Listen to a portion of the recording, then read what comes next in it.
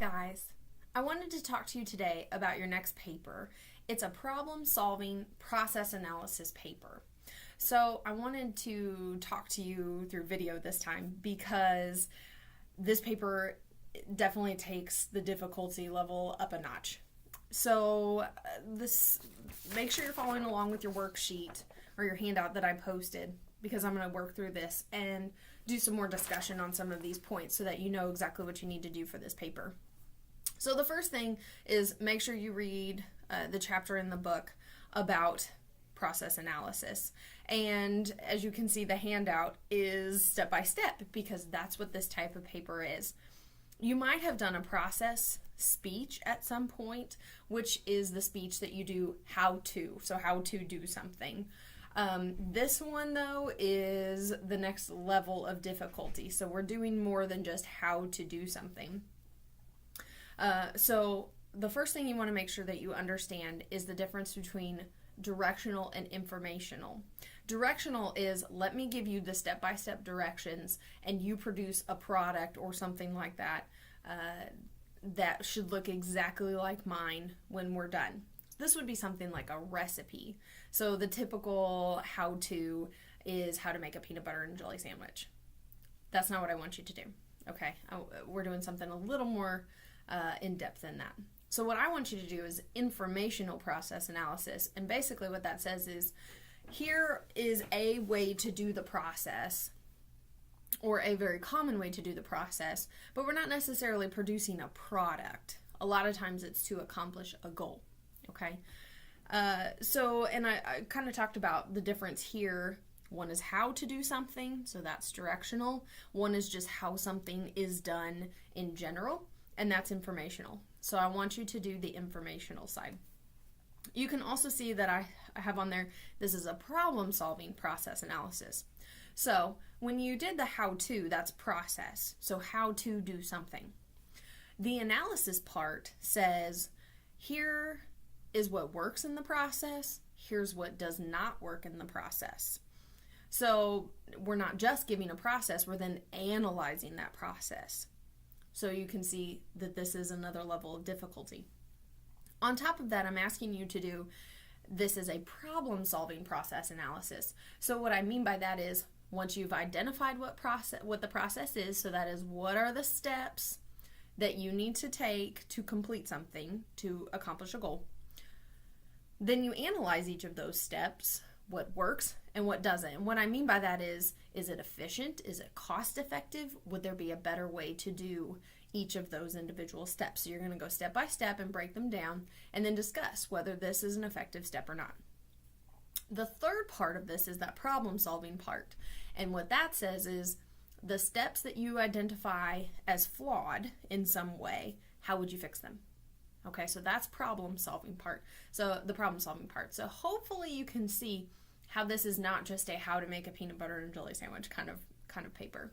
So let me give you an example of that. Since we just had the election, one process that some of you may have gone through is the process to vote.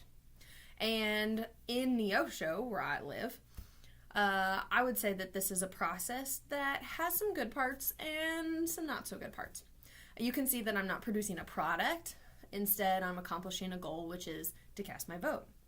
So the process for me looks like this. The place that I vote is at Neosho High School. And if you're not familiar with Neosho High School, it has very little parking. And it's right in the middle of town.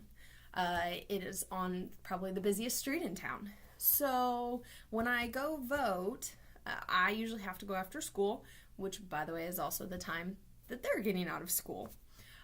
So I have to find a place to park, which can be very, very difficult at 3 o'clock at a high school, as I'm sure you can imagine. So first I have to find a place to park. The parking lot is across the street from the school, so I have to cross a busy road when all the high school students are leaving school and, driving very safely, of course. And so I have to cross that busy road, which for me is not quite as big a deal. But what scares me is to watch all of these elderly people who come to vote cross this road. So there's the first step, and my analysis is that this step is not very effective because of the parking situation. So then I go into Neosho High School, and where you vote is in this atrium area. Think of it as like the concession area outside of the gym. So we're right outside the gym in this walkway area, and that's where we go vote. So I go in, I take my ID or my voter registration card, and I hand it to the ladies. The ladies who run the voting process have been doing it for years. So they know us, they scan our card, we sign our thing, we move on. That step right there of registering and getting your ballot is very effective. It's very quick, typically, and it's very smooth, it's very simple. And so that step is effective. The next step is then you have to go into the little booth to vote. Now, this is a problem because voting is supposed to be quiet and private. And I'm sure you can imagine in a high school thoroughfare, it's neither one of those. And when it's a very popular election, so like a presidential election, you can wait a very long time because this area is actually pretty small. And there have been times when I've had to wait 30 minutes to an hour to vote, which should not happen. So this step, having to vote right there in the atrium area, I would also say is not very effective. It's not quiet. A lot of times there's band practice and basketball practice and high schoolers walking through. So I would definitely not say that this step is effective. Finally, then I take my ballot. Usually I have my kids with me. So I hand Elsie the ballot and she slides it in the reader. That part is very effective. It usually takes just a second, and they give us our very cute little "I voted in Newton County" stickers, and of course Elsie gets a sticker too, and she thinks that's very cool. Then we have to, so that step is effective. It's very quick, it's very simple, counts my ballot, and we move on. But then we have to go back across that busy road, back to our car, and try to get out while all of these people are getting in, and the high schoolers are trying to leave the school. So overall, again, that step is not effective. Okay, so I've done process, so I gave you the steps, and I analyzed each of those steps. The next thing I need to do is problem solve. How would I solve those problems that I saw? My suggestion to solve the problems with voting in Neosho is I think we should move it. I think it should not be in the high school. We have a number of large churches that I think would be much better alternatives to voting in a school. The churches have large parking lots. It's very quiet. It's private. You don't have to walk across a busy street. We're not fighting with 1,200 high schoolers. So that's my suggestion to solve the problem with those issues. So I have an overall solution to all of my problems.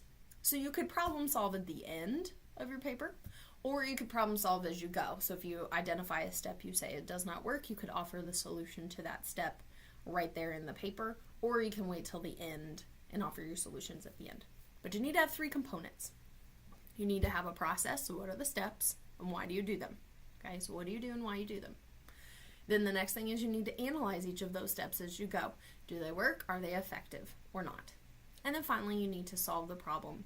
So that is, what for the steps you identify as ineffective, how do you fix them? Okay?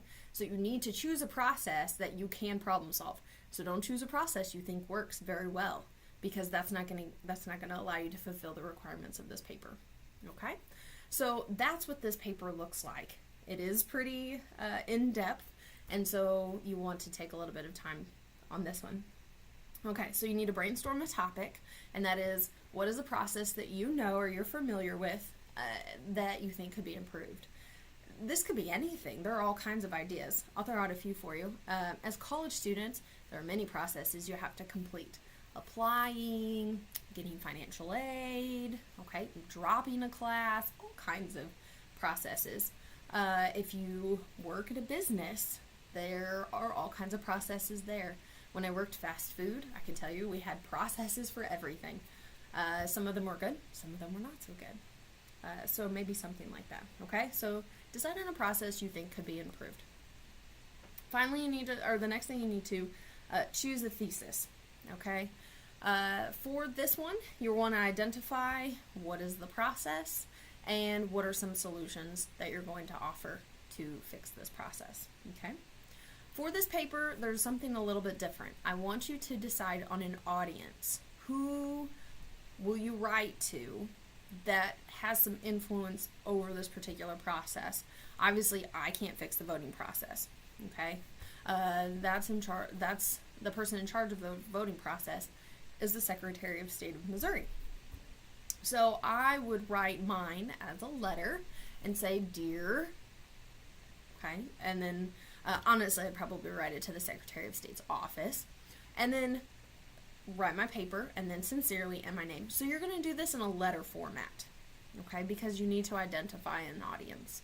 So let me know who you're writing this to. If you're writing this about a process at work, obviously you would write it to your boss. If you're doing this about a process for school, you might write this to Dr. Methvin, or J.P. Dickey is the head of admissions. So if you're writing about the FAFSA, obviously you'd write to the Department of Education.